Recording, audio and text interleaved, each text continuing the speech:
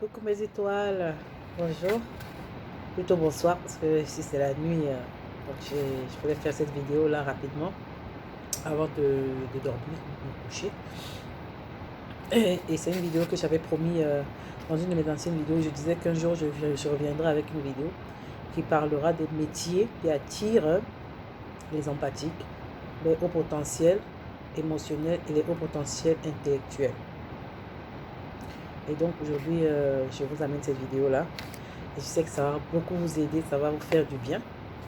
Donc, nous allons rapidement commencer par les métiers qui attirent donc les hauts potentiels émotionnels HPE et les hauts potentiels intellectuels HPI qui sont très intelligents.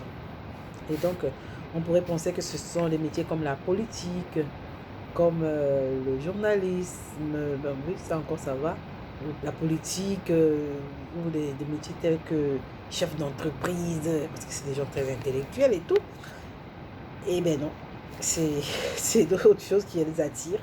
C'est vrai qu'ils peuvent faire ces métiers, ils peuvent être dans la politique parce que c'est des gens qui parlent bien, qui ont un vocabulaire très développé très tôt, très jeune, c'est même enfant déjà. Les empathiques pour le haut potentiel intellectuel, émotionnel parlent très bien. C'est de bons discoureurs. Et ils ont le parler facile, le langage facile, voilà. Ils peuvent facilement être des politiciens. Ils vont le faire, ils vont être chefs d'entreprise, mais ce ne sera pas ce qui les attire, ce ne sera pas ce qu'ils aiment au fond d'eux. Voilà. Ils vont faire ça parce que bon, c'est leur carrière, c'est des gens qui vont avoir une belle carrière. Ils vont tout faire pour, ils ont fait des études, donc il faut qu'ils travaillent, il faut qu'ils gagnent leur vie. Voilà.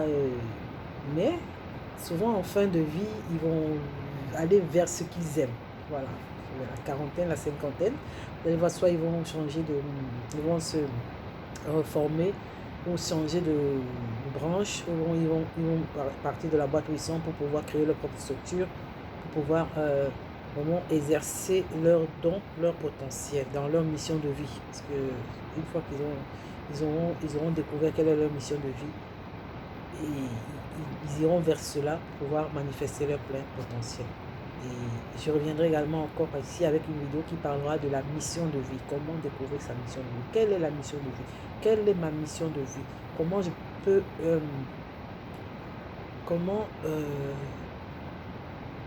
m'engager dans le chemin de ma mission de vie? Comment découvrir ma mission de vie?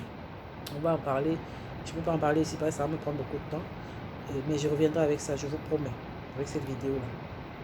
Donc, les métiers qui attirent, qui conviennent, voilà, pas forcément qui attirent, mais qui les convient, les métiers qui conviennent, les HPI et les HPE, c'est premièrement l'artistique. Ça va être tout ce qui est autour du théâtre, de l'écriture, tout ce qui est autour de l'écriture des poèmes, des récitations. Moi, quand j'étais enfant, j'écrivais des récitations, j'inventais des chansons, voilà. Voilà. Tout ce qui est autour de l'écriture, ça va être la poésie, le théâtre, écrire des livres, écrire des scénarios, des histoires, voilà, des histoires comme ça, qui après vont être transformées soit en livres ou en vidéo ou en récits, des récits, voilà. Tout ce qui tourne autour de, même les séries télé, voilà, c'est eux qui sont c'est eux qui écrivent souvent les scénarios des films, les scénarios des séries de télévision, voilà, tout ce qui est scénario, édition, production des histoires qui deviennent après des films. C'est souvent eux qui font ça, des HPI et des HPE. Et même la peinture, ça c'est l'artistique, ça tourne autour de l'artistique.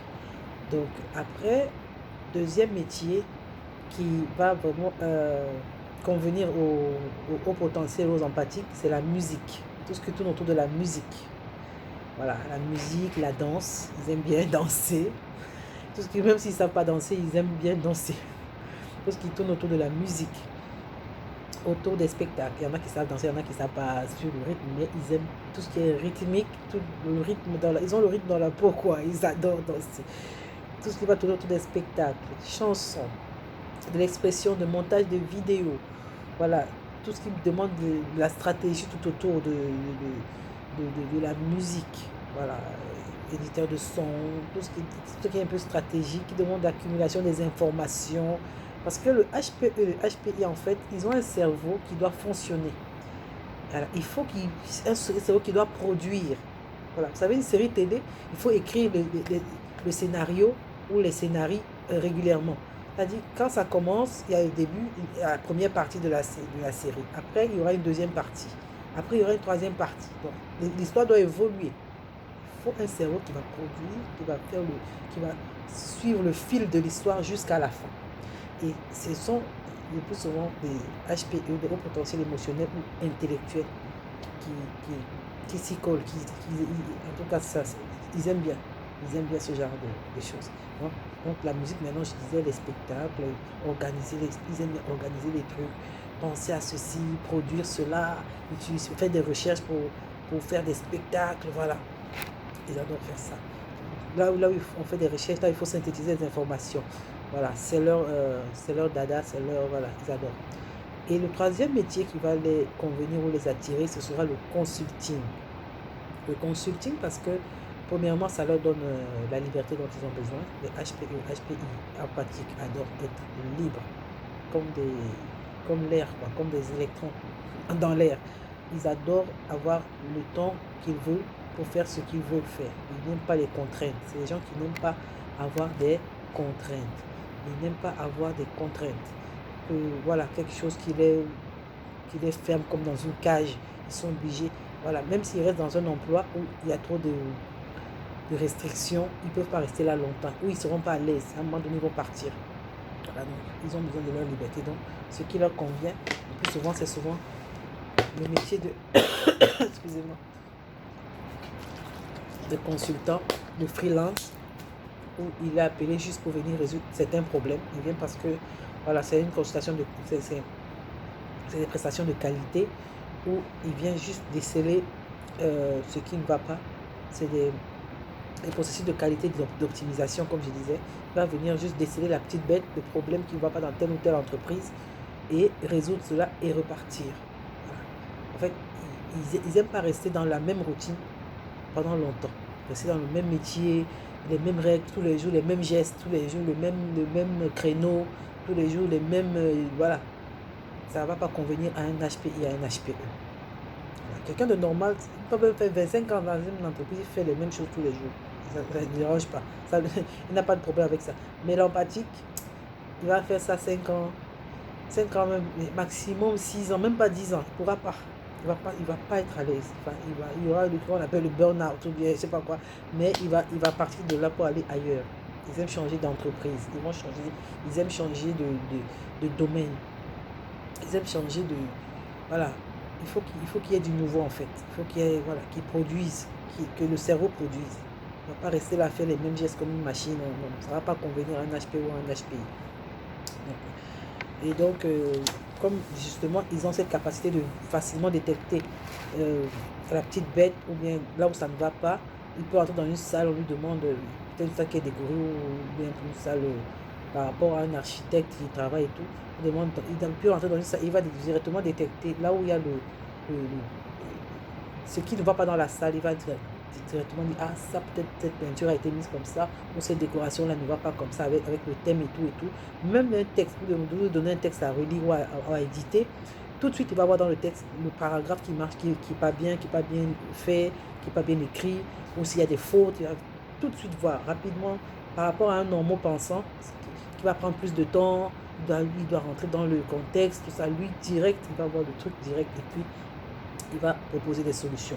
Donc c'est pour ça. Et puis juste avoir un peu de tact, parce que comme on peut voir ces choses-là rapidement aussi comme ça, c'est de la même façon, il faut savoir comment expliquer ça. Peut-être partir d'abord du positif, montrer ce qui est positif, puis après glisser le fait qu'il y a quelque chose de négatif qui ne va pas. Il ne faut pas tout de suite de but en blanc dire que voilà, ça c'est pas bon, ça c'est pas bon.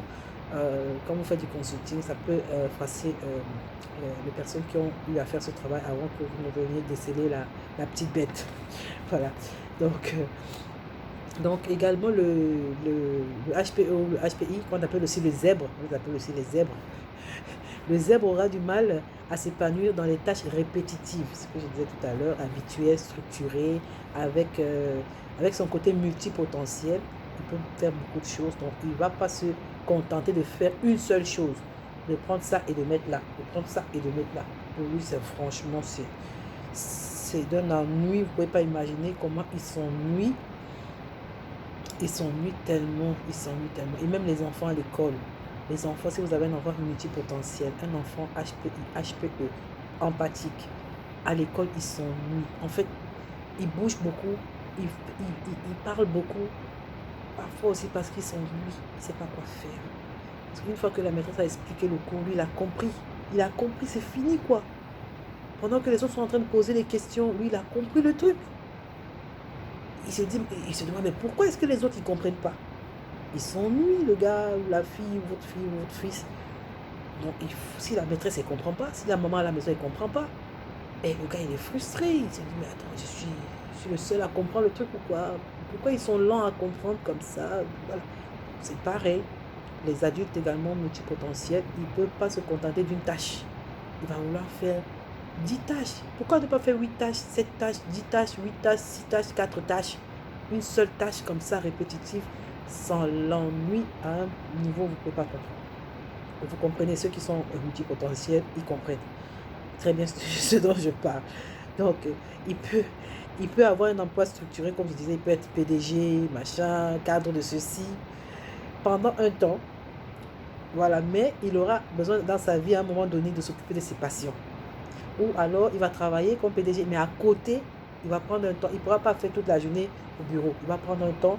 Peut-être il va arrêter le travail à 14h. Et de 14h ou de 15h à 18h, il va s'occuper de sa passion, ce qu'il aime. S'il ne fait pas ça, il s'assèche. Son cerveau va s'assécher en fait. Il a besoin de ça. De partir du boulot pour aller peut-être faire, produire peut-être faire de la sculpture. Il va produire voilà, des vases, des monuments, pour aller faire peut-être la menuiserie, elle va partir de là pour aller faire la couture, pour aller faire du bénévolat, pour aller faire, c'est-à-dire il faut qu'elle fasse, pour aller faire autre chose, du théâtre. Oui, être PDG le matin, le soir elle est inscrite à un club de théâtre, un club de poètes, de poésie, d'écrivains. Voilà, il faut qu'il fasse quelque chose qui lui plaît à côté. Sinon, son âme se meurt. Et voilà, son âme se meurt. Et ce ne sera pas votre cas, j'espère bien. Donc, on continue. Je ne sais pas, là, on est au 4e, après consulting. Donc, c'est les métiers concernant la clientèle, tout ce qui tourne autour de la clientèle, du coaching, le conseil. Le conseil, voilà, c'est un peu ça. Où on donne de soi. On raconte sa propre histoire, ou comme ce que je fais là, je parle parfois de moi, dans mes vidéos, parfois de mes expériences. J'essaie de ne pas trop en parler parce que c'est pas le but de parler de soi, c'est plutôt d'aider. Alors on donne de soi et voilà, c'est parce qu'on a besoin, voilà, on a besoin que d'autres reçoivent ce que nous on a reçu. On pense qu'on a reçu, voilà, si nous on a traversé ça, les leçons que nous on a eues, on pense que ça peut être bénéfique pour les autres, voilà. Et puis on a besoin de parler, de sortir ça, voilà. Et puis tout ce qui tourne autour de coaching aussi et de la recherche, tout ce qui est de la recherche également, c'est les métiers qui vont attirer les empathiques, voilà. Et donc également c'est aussi des développeurs, tout ce qui tourne dans les métiers de développeurs de start-up, créateurs de nouvelles structures, nouvelles entreprises. Ça va souvent être des HPI et HPE. Parce qu'ils ont souvent les idées novatrices. On est déjà dans le cinquième type de métier, c'est les métiers de développeurs de start-up, nouvelles entreprises, nouvelles idées, nouvelles, voilà. Les PMI, les PME, tout ce qui est, voilà, les nouvelles technologies, des machins comme ça, les recherches scientifiques, voilà, surtout les HPI, les hauts potentiels intellectuels, sont vraiment dans ces choses-là, dans ces domaines-là. Et donc, ça demande donc beaucoup de créativité. Quand vous venez de créer une entreprise, il faut organiser ceci. Ça demande de la créativité pour créer une nouvelle idée, une idée novatrice. Voilà. Il faut être un dévancier, comme on dit. Il faut que votre mental, votre cerveau soit en avance sur votre époque pour pouvoir créer, être un inventeur, voilà, des choses comme ça. Ça demande d'être vraiment un peu en avance. Ça demande beaucoup de créativité, des idées. Ça demande du design. Ça demande voilà, du graphisme. Ça demande de la compétence. Et ça, c'est parfait pour le HPI et le HPE ou voilà, l'empathie qui est en même temps HPI, HPE. Donc, c'est parfait pour lui. Il est tout excité quand il développe sa start-up, sa nouvelle entreprise. Vous voyez, il monte à gauche, il est à droite, il est au four et au moulin. Voilà, il adore. Il adore ça. Et tout également en 5e, 4, 5, 6e, voilà, 6e, que je me mette parce que à un moment donné, je ne mettais plus les chiffres. Je mettais comme ça venait. Donc le 4e, le 5e, le 6e, voilà. Et voilà, le 6e, donc c'est tout ce qui va concerner les voyages. Tout métier qui va concerner les voyages, ça peut être le journalisme, mais pas le journalisme pour rester au bureau tous les jours. C'est le genre de journaliste qui va faire des reportages, les reporters, voilà. Et HPI va adorer ce genre de travail parce que c'est des gens qui aiment s'évader, qui aiment la nature, qui aiment voyager, qui aiment bouger. Voilà, ils n'aiment pas rester au même endroit longtemps. Donc tout le métier tout ce qui va tourner autour des voyages, ça peut être des blogs. C'est quelqu'un qui peut avoir un blog de voyage, c'est-à-dire qu'il a un blog qu'il alimente par des vidéos de ses voyages de temps en temps. Ça peut être un éditeur qui de temps en temps voyage, voilà, pour écrire ses romans. Lors de ses expériences, il raconte ses histoires et puis ça devient des romans. Voilà. Ça peut être quelqu'un qui écrit des livres de voyage, des livres de randonnée, de voyage et tout. Ça peut être, voilà, tout ce qui tourne autour du voyage. Donc, c'est ça. Et donc, le 7e type de métier qui va convenir au potentiel émotionnel et intellectuel, c'est les métiers de médiateur, de traducteur. Tout ce qui est traduction de langue, tout ce qui est accompagnateur, tout ce qui est médiateur, interculturel. C'est-à-dire, déjà traducteur, il faut connaître minimum 2 langues. Il y a des traducteurs qui connaissent 4 langues, 5 langues, 8 langues, ça dépend. Et tout ce qui est accompagnateur, voilà, ils savent, parce que comme ils ressentent des émotions, ils vont être des très bons traducteurs, très très bons traducteurs, parce qu'ils vont pas que traduire le message qui est donné, ils traduisent également l'émotion avec laquelle le message est donné. Je prends l'exemple. Si vous avez un traducteur lambda normal, il va traduire, quand je dis traduction, c'est interprétariat aussi. Hein. Donc, traduction, normalement, c'est tout ce qui est écrit. Et lorsque quelqu'un parle et vous mettez le message dans une autre langue, c'est l'interprétariat. Mais ça va souvent de pair. Donc, lui, quand il interprète ce que l'autre dit, si l'autre l'a dit en criant, il va le dire en criant. Si l'autre le dit à voix basse, il va le redire pareil, à voix basse. C'est-à-dire, il ne va pas rester peut-être comme un normand pensant, va interpréter avec la même ligne du début à la fin, il va rester avec le même ton, mais lui, il va monter quand l'orateur principal monte. Si l'orateur principal descend, il va redescendre. C'est-à-dire, il traduit l'émotion même. Si l'orateur même pleure, il est capable de pleurer aussi. Lui, il interprète. Donc, c'est très, très fort. Lorsque vous avez un interprète qui est en même temps empathique, HPE, HPI. Voilà, et ça touche vraiment ceux qui reçoivent. Donc, en fait, ceux qui reçoivent le message dans l'autre langue sont au même titre touchés que ceux qui reçoivent, que ceux qui reçoivent à la langue de l'orateur principal, de celui qui parle, qui donne le message initial. Donc, il traduit, mais les autres le reçoivent pareil. C'est vrai que la traduction n'est pas à 100% pareil, mais franchement, ils le reçoivent mieux, quoi. À près de 98%, ils reçoivent le même message, avec la même émotion, la même intensité. C'est vraiment parfait pour eux, traducteur, accompagnateur, médiateur. Médiateur, c'est-à-dire, ça peut être quelqu'un qui fait la médiation pour résoudre des conflits entre deux parties, deux cultures, deux communautés. Les médiateurs, ils sont aussi parfaits dans ce genre voilà, d'intermédiaire, ce genre de processus-là, de métier-là. Alors, le 8e métier qui va attirer les empathiques au potentiel et des empathiques au potentiel émotionnel et au potentiel intellectuel, ça va être le métier de la psychologie, les psychologues. Ils sont souvent psychologues parce que eux-mêmes, ayant été conseillers, parce que souvent, et puis ressentant les émotions des autres, ils sont capables de comprendre certaines pathologies, certains comportements, ils sont capables de ressentir ce que les autres vivent et de les comprendre. Et c'est déjà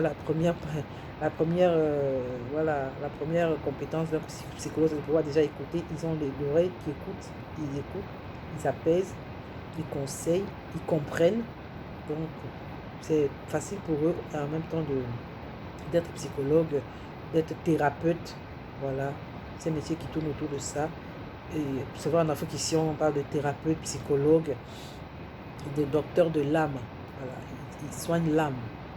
Mais bon, en Afrique, c'est autre chose. Dans les pays asiatiques, dans les pays exotiques, ça s'appelle par exemple, vous allez voir des gens, vous allez parler c'est les sages du village.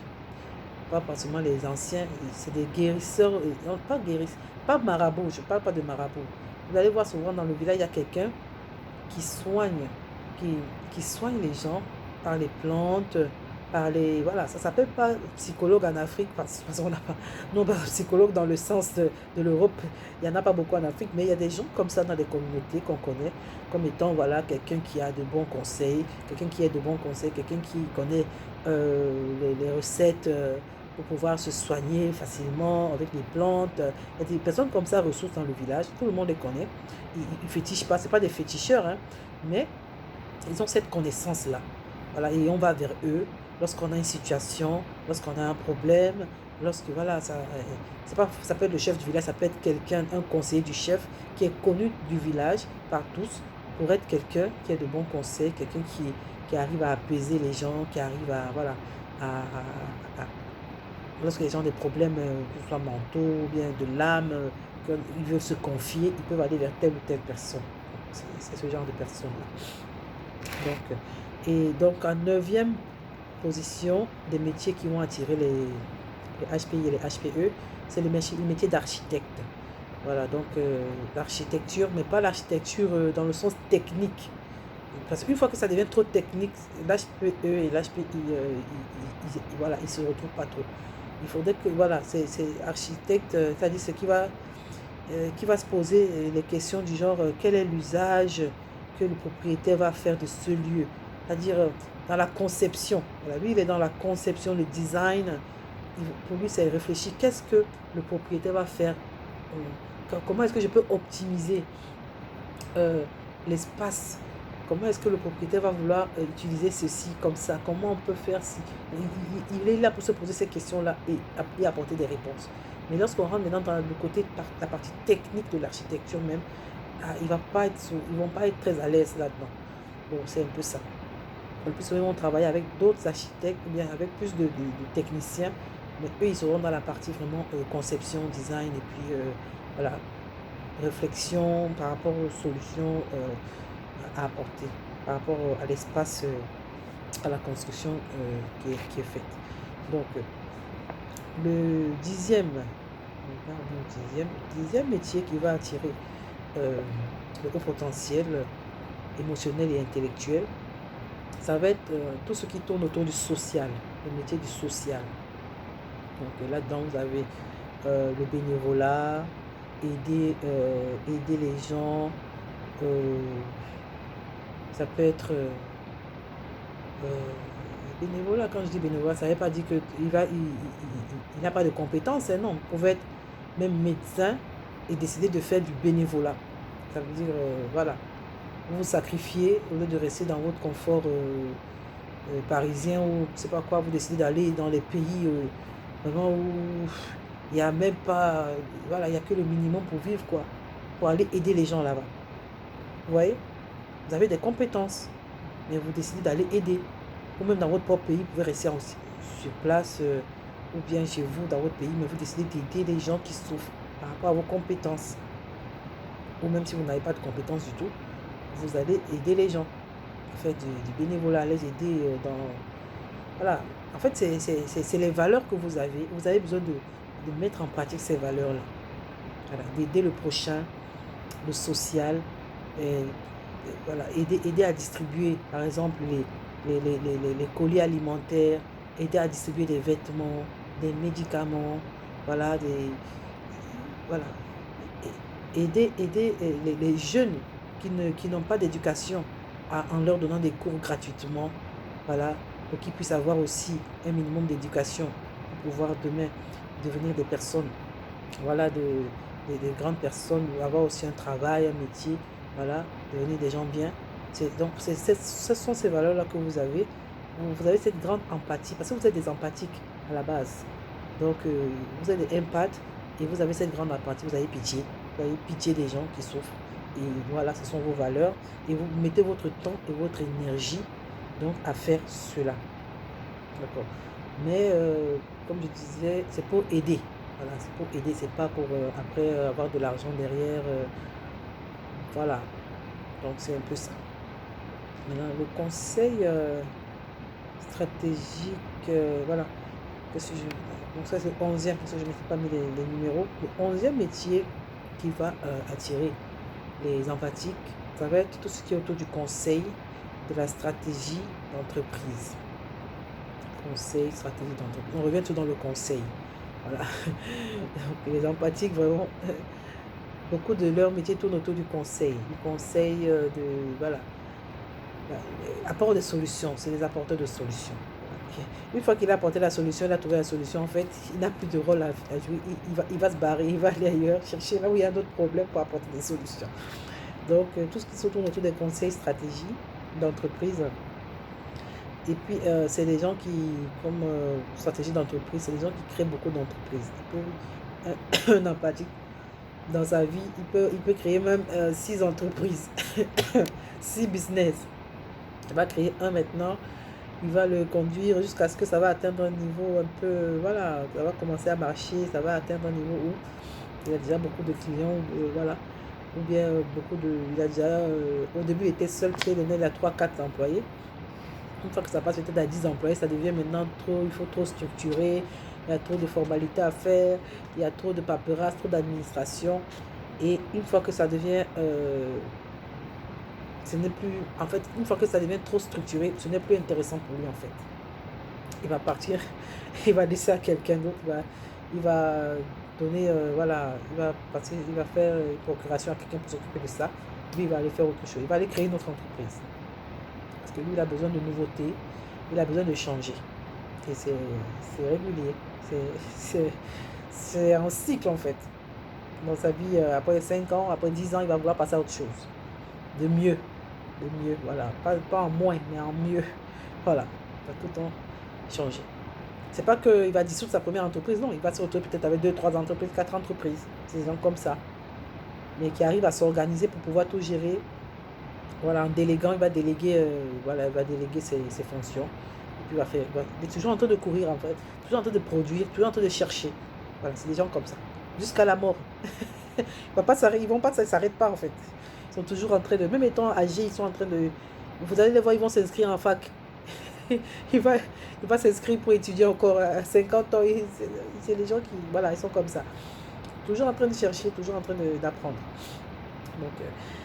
Donc, voilà. Donc, comme je disais, dès que cette société a atteint une cinquantaine d'employés, presque une centaine d'employés, il va chercher à faire autre chose. Voilà. Donc, et s'il ne délègue pas bien, il peut même abandonner. S'il n'arrive pas à déléguer vraiment ses compétences, il peut abandonner l'entreprise pour aller sur un autre projet. Parce que, en fait, ce n'est pas des gens qui travaillent, mais ils ne maximisent pas sur le profit, en fait. Voilà. C'est pas ça le but, c'est pas ça la base. C'est pas ça les valeurs des aspects des empathiques, surtout les empathiques. Ils travaillent parce qu'ils veulent bien faire le truc, que ce soit bien fait, que ça profite aux gens, que ce soit bien fait en fait. Ils aiment la perfection. Voilà. Ils aiment bien faire les choses parce qu'il faut que ce soit bien fait. Mais c'est pas forcément pour qu'ils gagnent beaucoup. C'est pas pour que cette entreprise le rende riche, millionnaire, milliardaire. Non. Il n'en a rien à foutre.